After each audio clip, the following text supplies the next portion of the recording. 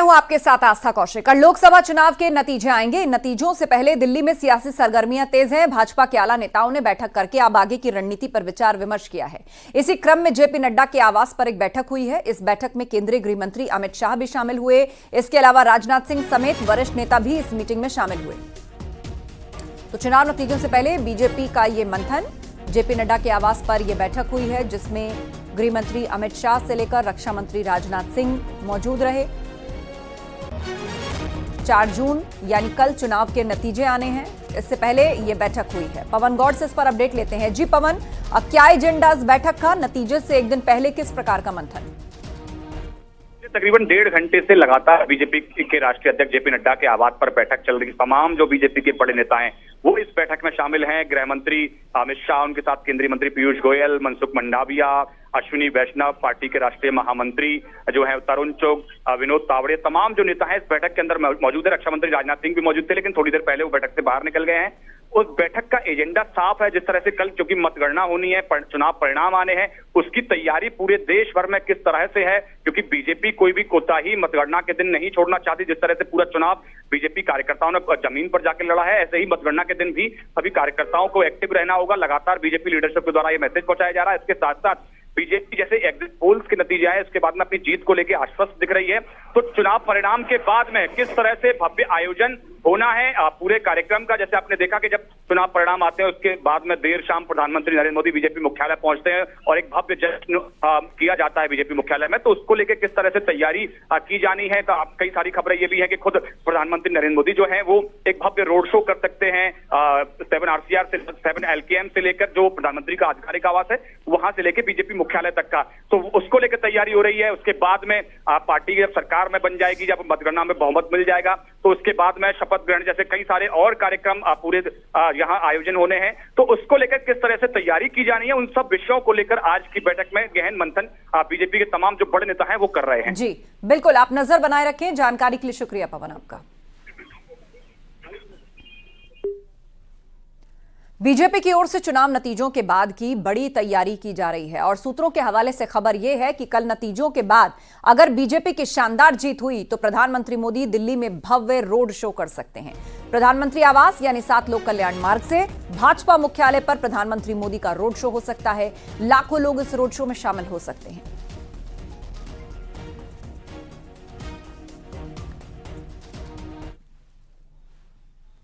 और सोर्सेज से खबर यह भी है कि तीसरी बार मोदी की सरकार बनी तो नई सरकार का शपथ ग्रहण नई जगह पर हो सकता है।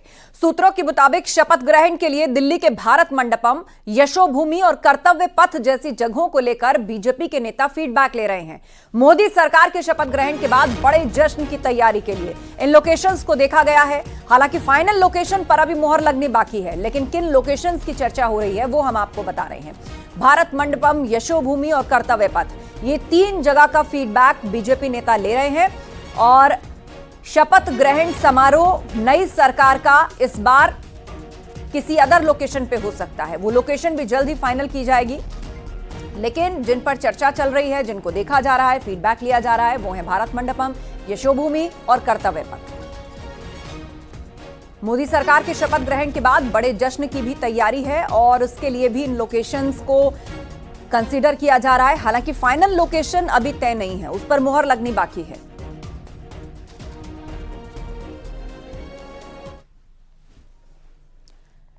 प्रधानमंत्री मोदी के तीसरी बार प्रधानमंत्री बनने के लिए विशेष पूजा का दौर शुरू हो गया है। अमरोहा और प्रयागराज में विशेष पूजा और हवन कर पीएम मोदी की जीत की दुआएं मांगी गईं। वहीं वाराणसी में ज्ञानवापी की वादी महिलाओं ने पूरी टीम के साथ मंदिर में रुद्राभिषेक किया है।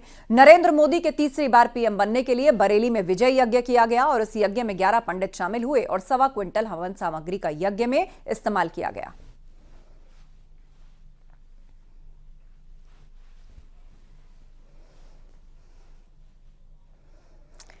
एग्जिट पोल में बीजेपी के शानदार बढ़त को देखकर एक तरफ जहां बीजेपी नेताओं में उत्साह का माहौल बन गया, तो वहीं पीएम मोदी के प्रशंसकों के बीच भी खुशी की लहर देखने को मिल रही है। इस बीच एग्जिट पोल के आंकड़ों की हकीकत में तब्दील करने के लिए पूजा पाठ भी शुरू हो चुका है। ये तस्वीरें वाराणसी से हैं जो आप देख रहे हैं, जहां ज्ञानवापी के लिए लड़ाई चल रही है। ज्ञानवापी की महिलावादियों और पूरी टीम ने प्रधानमंत्री मोदी की जीत के लिए भगवान शिव का रुद्राभिषेक किया है। वादी महिलाओं ने महामृत्युंजय मंदिर में पूजन अनुष्ठान किया और रुद्राभिषेक किया। पूजा के दौरान सभी ने बताया कि उम्मीद कर रहे हैं 400 पार सीट पाकर एक बार फिर मोदी सरकार बनेगी, जिससे न केवल पीओके बल्कि काशी और मथुरा का भी उद्धार होगा।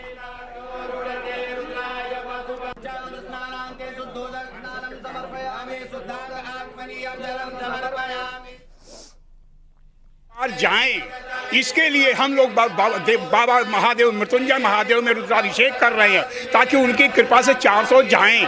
और 400 जाने के बाद जो हमारा लक्ष्य है, खास तौर से कई लक्ष्य, पहला अगर 400 पार जाते हैं तो काशी मथुरा और पीओके का उद्धार हो जाएगा। 400 के बाद जो वक्फ बोर्ड है उसका समापन हो जाएगा। और यह वक्फ बोर्ड इतना खतरनाक है कि 370 से ज़्यादा खतरनाक है। और तो और 29 राज्यों में अल्पसंख्यक आयोग का भी खात्मा हो जाएगा। और 400 पार यदि हम लोग हो जाते हैं तो खास तौर से जो ये अल्पसंख्यक आयोग के साथ ही साथ जो धर्म स्थल विधेयक है उसका भी समाप्त हो जाएगा।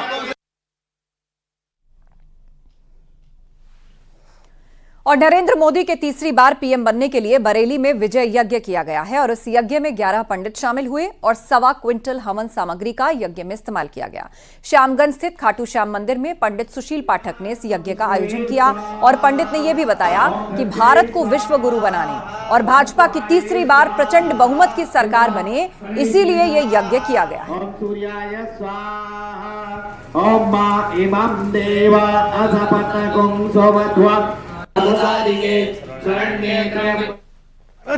विश्व गुरु बने और इसके लिए देश को जरूरत है श्री नरेंद्र दामोदर दास मोदी की। तो तीसरे कार्यकाल में यानी कल होने वाला जो आप लोगों के चैनल के माध्यम से एग्जिट पोल देखे वो एग्जिट पोल में बदल जाए और प्रचंड बहुमत से श्री नरेंद्र दामोदर दास मोदी प्रधानमंत्री बने और भारत का पूरी दुनिया में डंका बजे, हमारा भारत विश्व गुरु बने। उधर अमरोहा में लोगों ने नरेंद्र मोदी की प्रचंड जीत को लेकर यज्ञ किया और इस दौरान लोगों ने भाजपा प्रत्याशी चौधरी कंवर सिंह तंवर की जीत की भी कामना की। रामलीला कमेटी के सदस्यों ने श्री बाबा गंगनाथ मंदिर में हवन में आहुति डालकर भगवान से तीसरी बार नरेंद्र मोदी सरकार बनने की प्रार्थना की।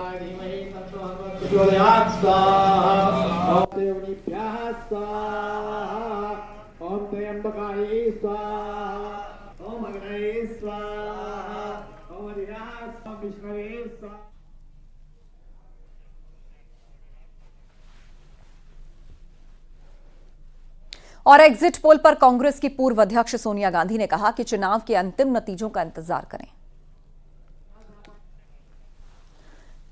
तो सोनिया गांधी ने एग्जिट पोल को लेकर अपना रिएक्शन दिया है और उन्होंने कहा है कि अभी अंतिम नतीजों का इंतजार करें।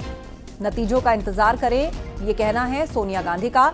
बस इंतजार करें और देखें, ये उन्होंने रिएक्शन दिया है। एग्जिट पोल में एनडीए की सरकार बनने का अनुमान लगाया जा रहा है और जो विपक्षी गठबंधन है वो जरूर पिछले बार से बेहतर स्थिति में दिखा है, लेकिन सरकार एनडीए की बन रही है इसका अनुमान है। उसी पर सोनिया गांधी ने कहा कि अब ये असल नतीजों का इंतजार करें। What are your expectations for tomorrow, ma'am? Any comments?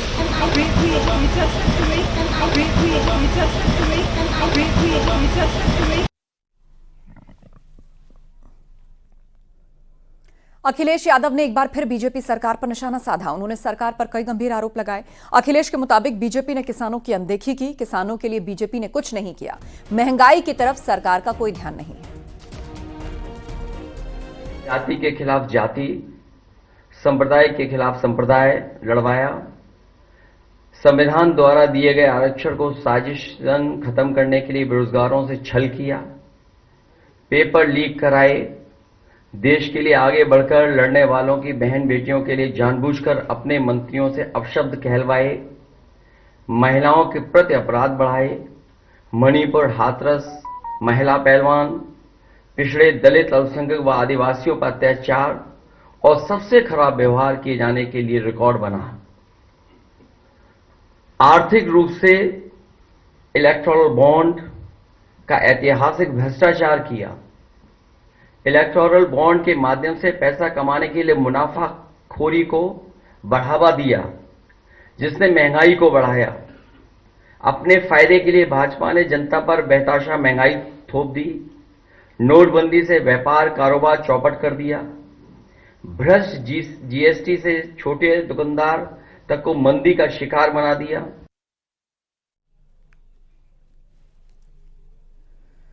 Akhilesh Yadav ने एग्जिट पोल का नकारते हुए कहा कि यूपी में आईएनडीआईए गठबंधन की ही जीत होगी। हमारा एग्जिट पोल यह कहता है कि सबसे ज्यादा सीटें इंडिया गठबंधन उत्तर प्रदेश में जीतेगा। मैंने अपना इंटरनल भी सर्वे कराया है और वो भी बहुत बढ़ चढ़ कर बता रहा है। कांग्रेस नेता प्रमोद तिवारी ने बीजेपी पर निशाना साधा। साथ ही कहा कि कल आईएनडीआईए गठबंधन की सरकार बन रही है। पीएम मोदी जा रहे हैं लेकिन हम पर मनोवैज्ञानिक दबाव बनाना चाहते हैं। कोई भी तैयारी करे लेकिन ना कल बीजेपी जीतेगी और ना ही कोई रोड शो होगा। मैं तो कहूंगा देश की आजादी के बाद की सबसे असफल महंगाई और बेरोजगार बढ़ाने वाली सरकार मॉडल नहीं हो सकती, बल्कि चिंता की बात है देश के लिए। देश की जनता पर बोझ है। अब वो 25 साल के सपने देखें, 50 साल के देखें, सपनों पे तो कोई टैक्स लगता नहीं।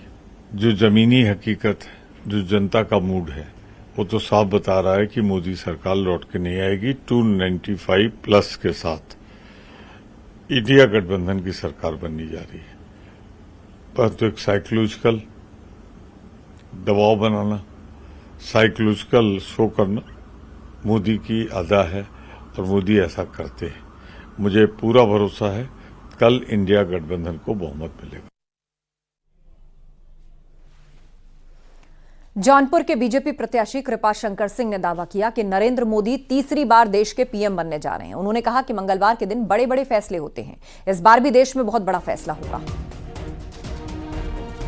प्रधानमंत्री जी ने 2014 में बात कही 272 के पार, तो लोगों ने 272 के पार दिया, विश्वास किया। 2019 कहा कि 300 के पार, लोगों ने विश्वास किया और लोग मतदाताओं ने दिया। ये 400 पार के नारे में कहीं न कहीं 400 तक पहुंचाने की जनता के विचारों को आप लोग लाए हैं। भगवान करें, ईश्वर करें, बाबा भोलेनाथ को चरणों में प्रार्थना करता हूं कि ये एग्जिट पोल जो है एग्जैक्ट पोल हो जाए। बढ़ते आगे, बीजेपी सूत्रों हवाले से बड़ी खबर मिल रही है। पीयूष गोयल की जगह जेपी नड्डा राज्यसभा में लीडर ऑफ हाउस हो सकते हैं। वर्तमान में पीयूष गोयल राज्यसभा में लीडर ऑफ हाउस हैं। 2024 में पार्टी ने उन्हें उत्तरी मुंबई से लोकसभा का उम्मीदवार बनाया है। अब खबर आ रही है कि अब पीयूष गोयल की जगह अगले टर्म में राज्यसभा में leader of house JP Nadda हो सकते हैं।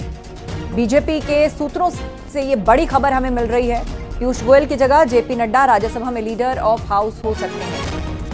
मौजूदा समय में पीयूष गोयल राज्यसभा में लीडर ऑफ हाउस हैं। 2024 में जो आम चुनाव हुए उसमें पार्टी ने उन्हें उत्तरी मुंबई से लोकसभा का उम्मीदवार बनाया है। और अब खबर आ रही है सोर्सेस से कि राज्यसभा में leader of house JP Nadda हो सकते हैं। वर्तमान में बीजेपी के राष्ट्रीय अध्यक्ष जेपी नड्डा राज्यसभा में लीडर ऑफ हाउस हो सकते हैं। वर्तमान में ये पोस्ट पीयूष गोयल के पास है। अनूप गुप्ता हमारे साथ फोन लाइन पर जुड़े हैं। अनूप, विस्तार से बताइए क्या खबर है पूरी। देखिए, आपको बता दूं कि जिस तरीके से बीजेपी ने अपने बड़े नेताओं को लोकसभा में उतारा था, जिसमें पीयूष गोयल भी एक हैं जो मुंबई सीट से प्रत्याशी थे। पिछले दिनों वो लगातार राज्यसभा से रहे थे और राज्यसभा में वो सदन के नेता थे।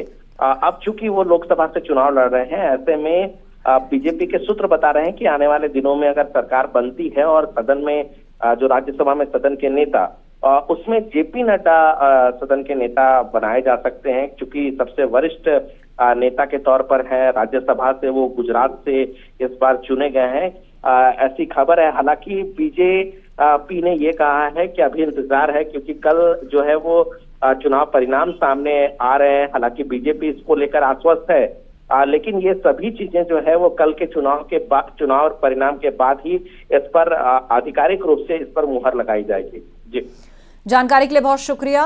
राज्यसभा में लीडर ऑफ हाउस हो सकते हैं जेपी नड्डा, बड़ी खबर। और पीयूष गोयल के पास फिलहाल ये पोस्ट है, लेकिन 2024 के आम चुनाव में पार्टी ने उन्हें उत्तरी मुंबई से लोकसभा का उम्मीदवार बनाया है।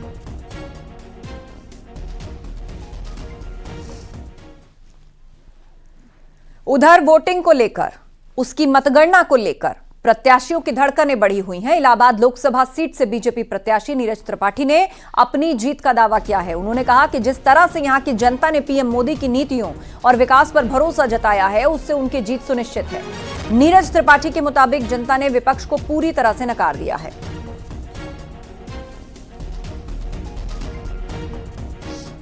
देखिए, धड़कनें नहीं बढ़ी हैं, मैं बहुत कॉन्फिडेंट हूँ और जितना ज़्यादा जनता का प्यार मुझे मिला है उससे मुझे पूरा विश्वास है कि मैं जो है यहाँ से निश्चित रूप से भारी मात्रा से विजयी रहूँगा। कि आदरणीय नरेंद्र मोदी जी की भारतीय जनता पार्टी की सरकार ने, आदरणीय योगी आदित्यनाथ जी की सरकार ने जो विकास के कार्य किए और जो हमने वादा किया था भयमुक्त समाज का, वो सारे वादे हमने पूरे किए और जनता ने बहुत ही प्यार दिया।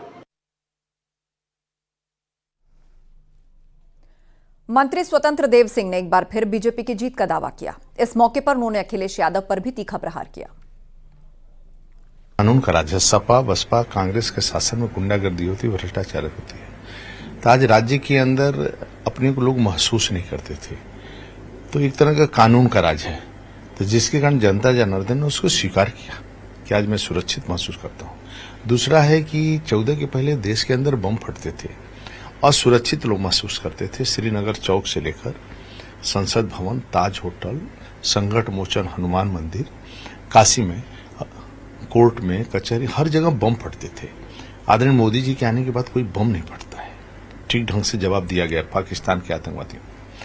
तो जो अंदर रहते हैं ये सब, तो जनता जनार्दन में जो गरीब कल्याण योजना थी, इंदिरा जी के समय से महंगाई, ये सब की चर्चा होती थी, गरीबी मिटाओ की चर्चा होती थी, लेकिन पहली बार लखपति बनाने का किसी ने काम किया तो आदरणीय मोदी जी ने किया। अपना निजी पक्का मकान, गैस का कनेक्शन, बिजली का कनेक्शन, आयुष्मान का कार्ड, शौचालय, यानी ये जो योजनाएं हैं का लाभ गरीबों को मिला है।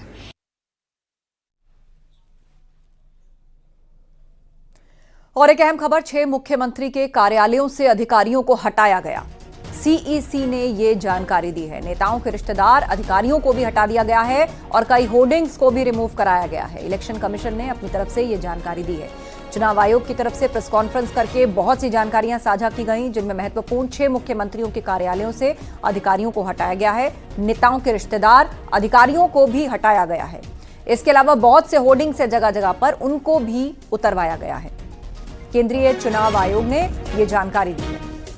ईसी ने निष्पक्ष चुनाव कराने का जो दावा था उसको एक बार फिर से प्रेस कॉन्फ्रेंस करके सामने रखा और वो महत्वपूर्ण बिंदु भी बताए कि किन बातों का ध्यान रखा गया है। चुनाव आयोग का कहना था कि हर जरूरी कदम उठाया गया है। महत्वपूर्ण बातें क्या रही, 6 मुख्यमंत्री कार्यालयों से अधिकारियों को हटाया गया है। साथ ही नेताओं के जो रिश्तेदार और अधिकारी पोस्टेड थे उनके आसपास, उनको रिमूव किया गया है। बहुत से होर्डिंग्स थे जिनको हटवा दिया गया है।